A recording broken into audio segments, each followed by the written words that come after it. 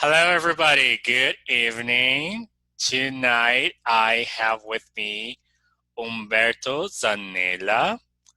He is Mexican. He's 23.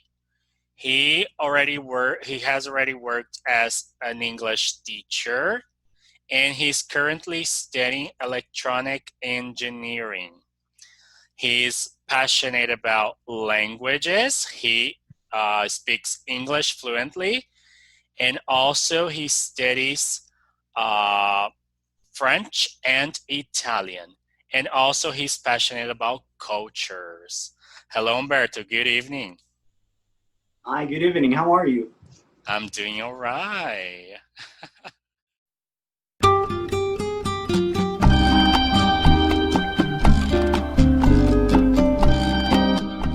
Hello, I'm Jeff, and this is my English with a Latin twist.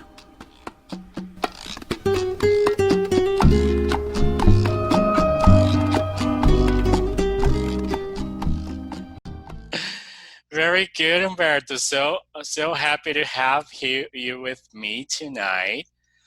Um, Here in Brazil, we have a strong connection with Mexico. I don't know if you know that, but we do. No, I didn't know. How's that? Yes, we do. We have a channel here in Brazil, which is called SBT, and this channel is always showing Mexican soap operas and programs and shows and etc. So, like Brazilian people have a strong connection with Chavo del Ocho, which we call here in Brazil Chaves. It's like a hit since the 80s. People are crazy about this show. Chavis, hi, that sounds funny. I did hear a little bit about that, but I didn't know about the channel. But I Yes. mean, who like to watch Mexican telenovelas?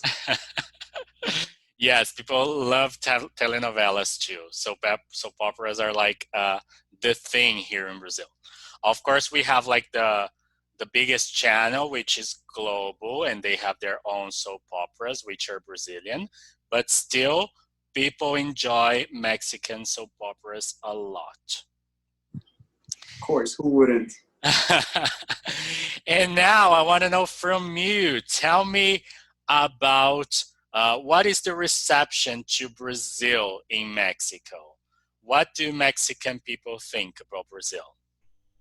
All right, so there is not much knowledge about Brazil and Mexico. Mhm. They are like, since they are south from the United States, everything is just basically based in the United States. There is no other country, Okay. so perception of other countries or a more open perception about the world is not um, very known. Okay. I see. So it's your connection is stronger with the U.S. then. Yes, economically, we are one of the biggest importers and exporters Mhm. to the United States. Okay. I believe that applies to most countries in the world, right? Here in Brazil too, we have this connection with Mexico. But if you ask people like where they want to go, where they want to spend their holidays, where they want to spend their vacation, they will all say, "Oh, I want to go to Disneyland," or "Well, I want to go to Miami." Even though Cancun is like a hot spot too. Brazilian people like to go to Cancun, so it's also a place people would go. Yeah, it's funny, when you ask many not Mexican people when you ask many when many not Mexican people where they want to go, if they wanted to go on vacation, they would say Cancun, which is, I would say, one of the most beautiful beaches in the world. Mm, But there are many other natural attractions to Mexico. okay. The No, Mexico, I think it's one of the only countries in the world that has all of the ecosystems that exist. Wow, that's very interesting. Cool. Okay, So we talked a little bit about our the relationship between Mexico and Brazil, and also we talked a little about the U.S. Now, there's another thing I would like to know, because here in Brazil, uh, our relation with Portugal is not so close anymore as it used to be.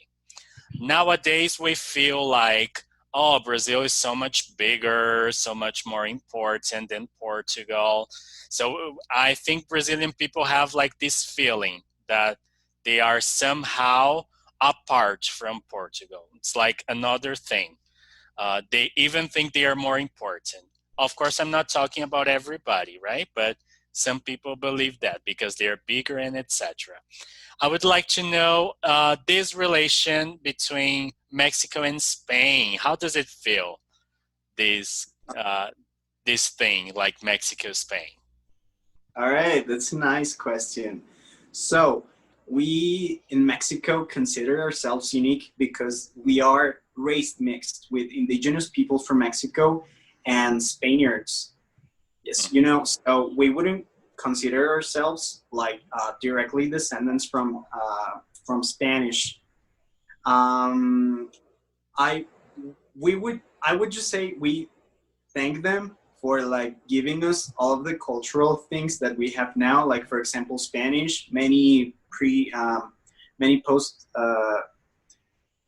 I mean many Hispanic buildings, and actually there were conquerors were the ones that made you know the touristic cities and everything.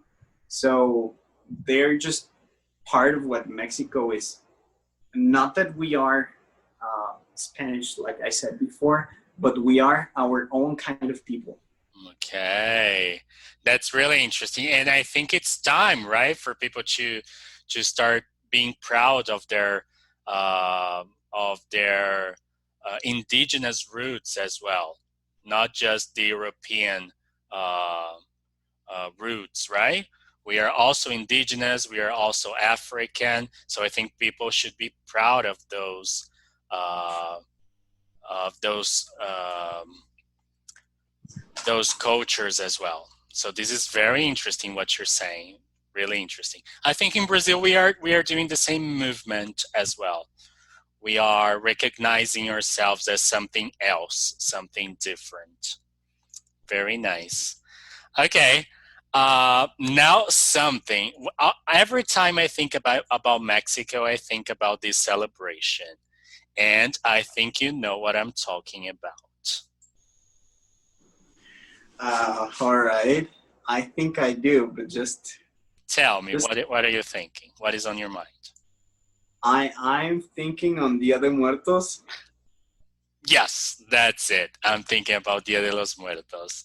So uh, tell me about this celebration. What is it like? What do people do? Is it like something people do in your city as well? Tell us something about this holiday. All right. I would say Dia de Muertos is one of the celebrations, or one of the few celebrations that all Mexico celebrates all together. It's celebrated on every November 2nd. Um, and this is supposed to be a pre-Hispanic event, pre-Hispanic celebration, where you would just remember your loved beings, the people that you loved, and the people that is not with us anymore. Um, it's a very interesting celebration. So what we do in this celebration is that the spirits of our loved ones, the spirits of the people that are not here anymore and we love, they come here on that day. So that's why we build them an altar. We build them an altar with several floors, uh, Okay. like a kind of like a stairs, like a stair. Well, Mm-hmm. uh, and in the altar we put kinds or we put the food that our loved ones liked. We put objects that our loved ones like. What else? Um, and one of the most important things that the author has got to have is like a dog's tattoo. And I know it can sound weird, but the dog's tattoo or the dog itself is a guide for the spirits of our loved ones, so they could go, so they could reach heaven, or they could reach the other dimension. Okay. That reminds me of that movie, Coco. Yeah, well, it's actually that. Oh, nice. I loved this movie. I cried so much when, well, I'm not going to tell any spoilers. Guys, watch this movie. Everyone cried. It's okay. Yeah. Very nice, Humberto. Okay, one last question before we say goodnight. So you told me that you're currently studying Italian on your own. Is that right? Yes. Okay, so I want you to tell me a little bit about this experience of studying a language uh, as a self-taught student, and also what advice would you give a person who is trying to learn English now? All right. So my experience learning Italian, since I am a Romance language speaker and I speak Spanish, which is also a Roman language, like Italian, I would say it's not very difficult to learn Italian. You know, I don't remember where I read that, but I read that the Italian and the Spanish vocabulary share 89% of the same roots of the words. Um, Whereas I don't know, French or Catalan, they're different. They share less words. In that sense, it would be kind of easy for me. Um, Grammar, I mean, like all languages, it's got different grammar, but it's just easy in the end. Well, at least for me. An advice I would give to self-taught students would be just to immerse yourselves in the language, especially if it's a language from the same family from your language. In that way, it would be easier for you to learn that. In case it wasn't in case you weren't learning a language that is different from the family language, um, I would recommend you just take baby steps. So the first thing to learn would be vocabulary, lots and lots of vocabulary, but not just like reading the dictionary, but instead just start watching the most simple shows, and even with subtitles. One of the shows that I like to watch when I was learning languages was Dora the Explorer, and yeah, because the pronunciation of the words and the grammar is easy, So cool. and Peppa Pig. Okay. No, it's true. And I mean, just family movies and family TV shows, they are the ones that use the easiest language and the most clear one. Because, you know, English has a lot of pronunciations. So English, or at least the American TV shows have a standard pronunciation. And I think that would be the easiest to start with. Okay.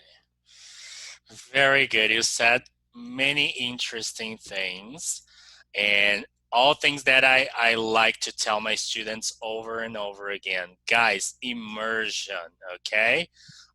Watch series, watch cartoons, watch movies, listen to music. Uh, do that a lot, and you will see your English improving faster and faster. Very nice, Humberto. Thank you so much for joining me. Of course, thank you for inviting me.